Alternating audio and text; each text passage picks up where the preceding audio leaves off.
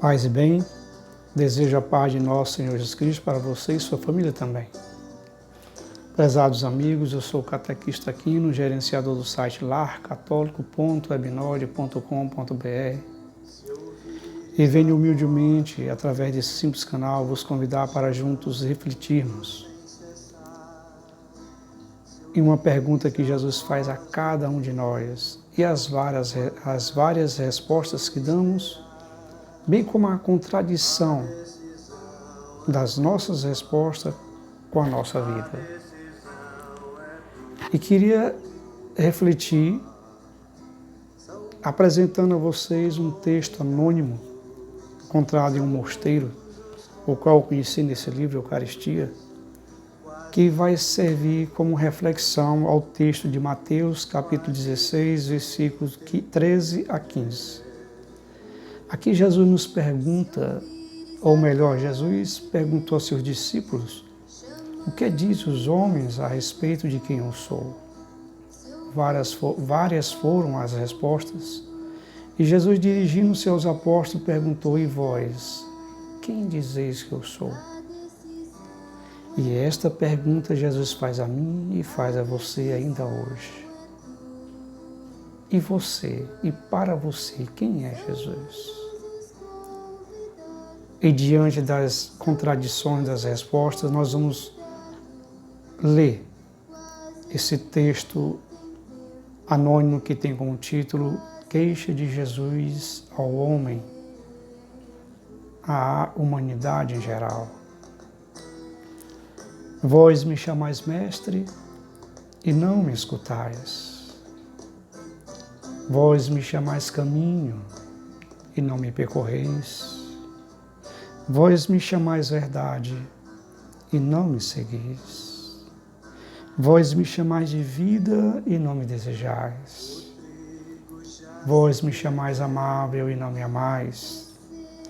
Vós me chamais clemente e não me invocais. Vós me chamais Senhor e não me servis.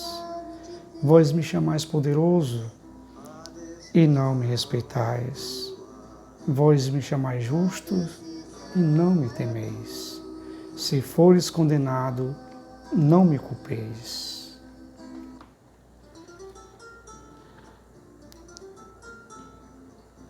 Vemos também que, diante de tal pergunta, muitos,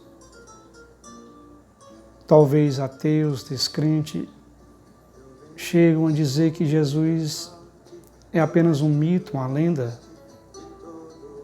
Ora, a própria história dá o veredito da realidade da existência de Cristo, pois divide o tempo em duas seções, antes e depois de Cristo.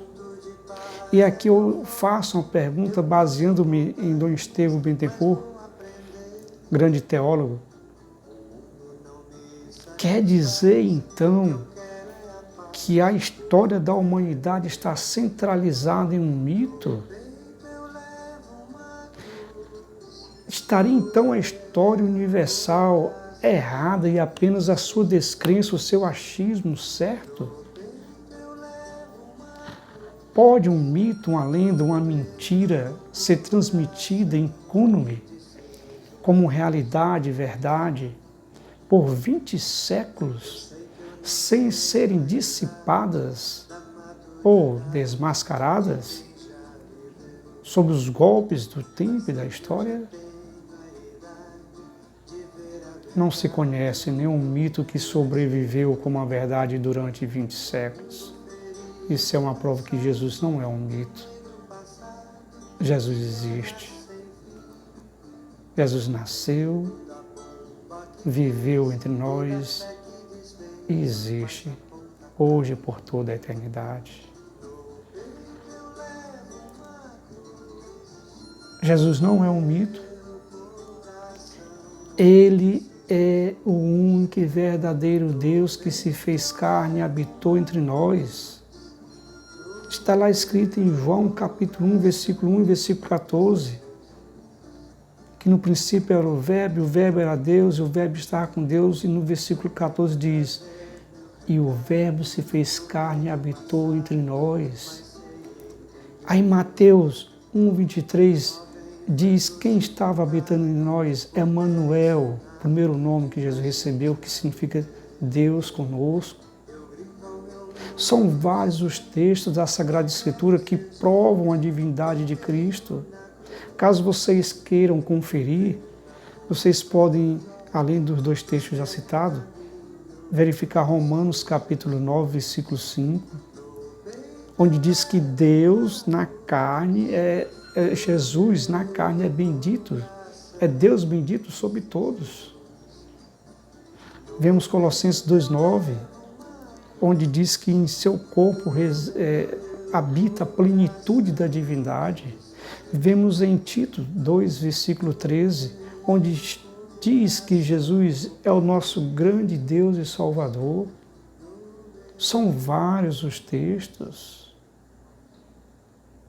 Pois bem, já outros dizem que Jesus foi apenas um médium, o maior médium da humanidade, mas não o salvador da humanidade, porque nem mesmo o sangue de um Deus salvaria a humanidade. Nós encontramos isso na obra espírita, Cristianismo e Espiritismo. Leon Denis ou Denis, conforme alguns pronunciam, lá está escrito, Jesus foi o maior médium da humanidade, não Deus, e não o salvador da humanidade, porque nem mesmo o sangue de um Deus salvaria a humanidade. E dizem isso porque preferem acreditarem que serão salvos não através de Jesus, mas através de sucessivas reencarnações. E aí fica uma pergunta que muitos estudiosos espíritas reconhecem que é um osso duro de roer para a reencarnação. Como na prática é possível se purificar de erros que não se lembra que cometemos? Como? Como será? Como acontecerá o processo de purificação da reencarnação, visto que a pessoa, que nós não temos consciência das faltas, dos atos negativos de vida anteriores? Uma sanção, uma punição só é benéfica quando se sabe o porquê que se está sendo infligida. E praticamente é impossível se purificar de erros que não nos lembramos que cometemos. Jesus, sim, é o Salvador da humanidade. Ele se fez cordeiro para, morrendo como homem, como Deus, nos reconciliar consigo mesmo, para abrir as portas do céu que foram fechadas através do pecado original dos meus pais terrenos. Aí vem a pergunta, e por que muitos não se salvam? Porque rejeitam a fonte e o caminho de salvação, que é Jesus Cristo, e a vivência de seus ensinamentos. Porque rejeita a salvação a qual Jesus nos propôs, não impôs. Então, que Jesus é o nosso Salvador. Nós vemos isso em vários textos da Bíblia. Poderia citar alguns, Atos 4, versículo 12, Mateus 20, versículo 28, Efésios 5, 2, 1 Pedro capítulo 1, versículo 18 a 19, 1 João capítulo 2, 2, Isaías 53, 4 a 10. Vamos refletir mais um pouco. Agora, principalmente no Natal, muitos preferem enfatizar ou dedicar o tempo do Natal em questionar se Jesus realmente nasceu no dia 25 ou não.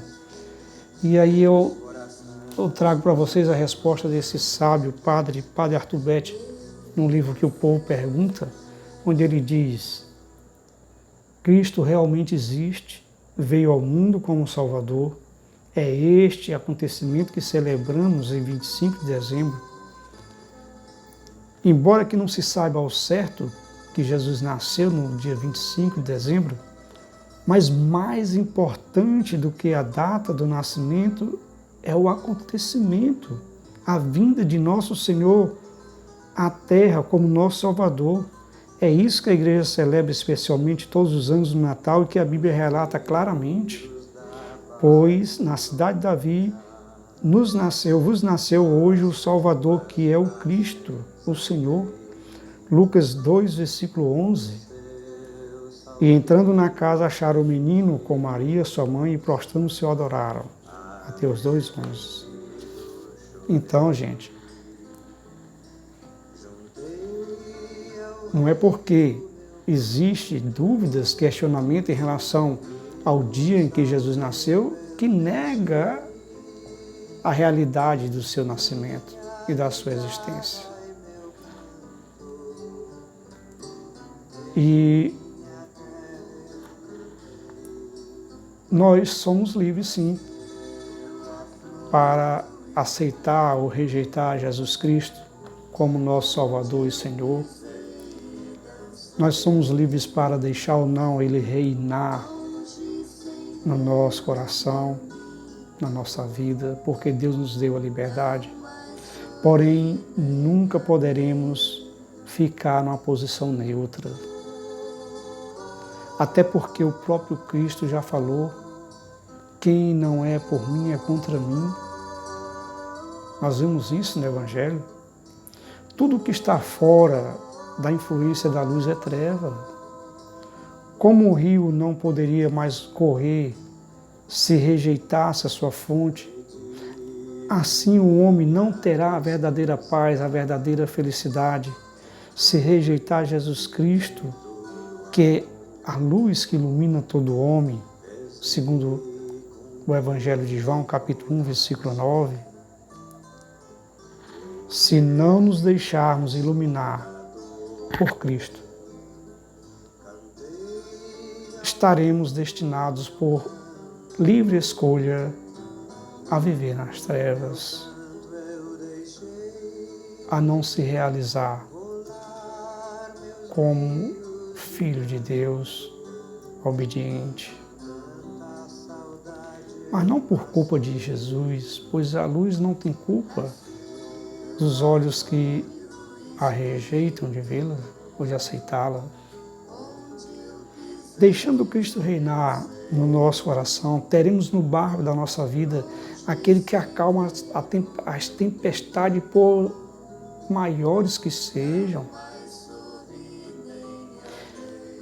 Ele nos ajudará a carregar nossas cruzes, por mais pesadas que sejam, e nos dará o triunfo da vitória, coroando-nos com a verdadeira paz e felicidade que só Ele sabe dar.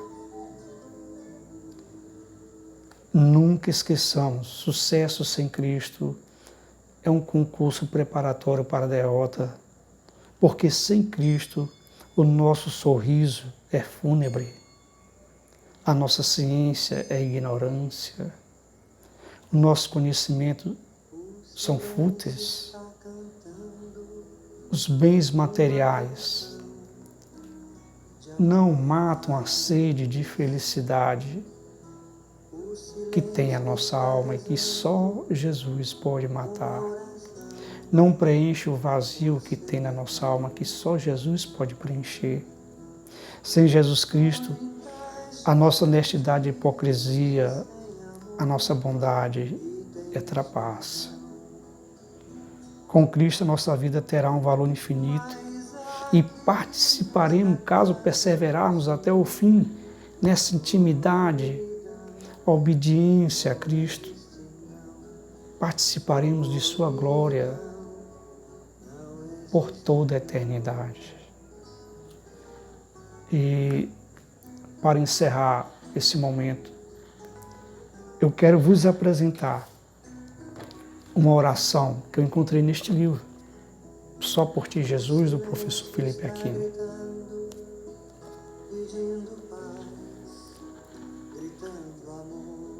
Acompanhe-me e vamos botar para aprender e fazer diariamente essa oração, porque vale a pena.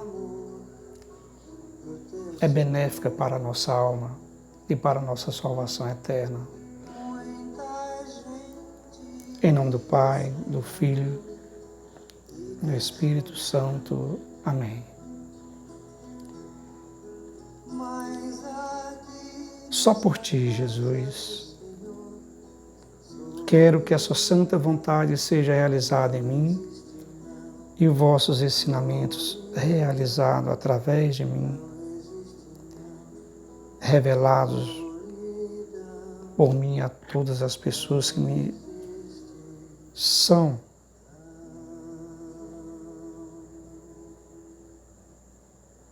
amigas, conhecidas, inimigas, mas sem condenar ninguém, Senhor, sem difamar ninguém, que eu possa ensinar a Tua verdade sem criticar aquele que está no erro. Só por Ti, Jesus, quero trabalhar em favor do Teu reino de paz, de verdade, de justiça, de santidade, caridade, amor e liberdade. Só por Ti, Jesus, quero amar meu semelhante como o Senhor o amou, perdoando e sendo caridoso para com todos, por mais errados que sejam,